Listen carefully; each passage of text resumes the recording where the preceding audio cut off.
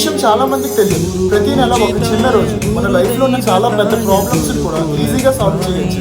సంకటహర చతుర్థి. సంకటాలు అంటే ప్రాబ్లమ్స్, హర అంటే తీసేవారు. అంటే మనకి ఎంత పెద్ద ప్రాబ్లమ్స్ ఉన్నా కూడా అవి తొలగిపోతాయి అని అర్థం. ఈ రోజు మనం వినాయకుడు మనసులో గుర్తు పెట్టుకుంటే ఎంత పెద్ద ప్రాబ్లం అయినా సరే స్లోగా దారి దొరుకుతుందని పెద్దలు కూడా చెప్పారు. పురాణాల్లో కూడా ఉండేది. దేవతలు విష్ణువు ఏ అడ్డంకి వచ్చినా సరే ముందుగా గణపతినే ప్రార్థించేవారు. పెద్దలు అంటారు కదా, ప్రతి యుగంలో ప్రతి కాలంలో ముందుగా భక్తులు గణపతినే స్మరిస్తారని. కృతయుగంలో తపస్సు ముందు, త్రేతాయుగంలో యజ్ఞం ముందు, ద్వాపర యుగంలో కూడా యుద్ధం ముందు దీపం వెలిగించి విఘ్నాన్ని తొలగించు అని అడిగేవారు. భక్తి మాత్రం మారలేదు. అదే సంకటహర చతుర్థి ప్రత్యేకత. మన లైఫ్ కూడా అలాగే. మనం ఎంత కరెక్ట్ గా ఆలోచించినా, మనం ఎంత కరెక్ట్ గా ప్లాన్ చేసినా కొన్ని సమస్యలు మాత్రం మనకు తెలియకుండానే జరుగుతాయి.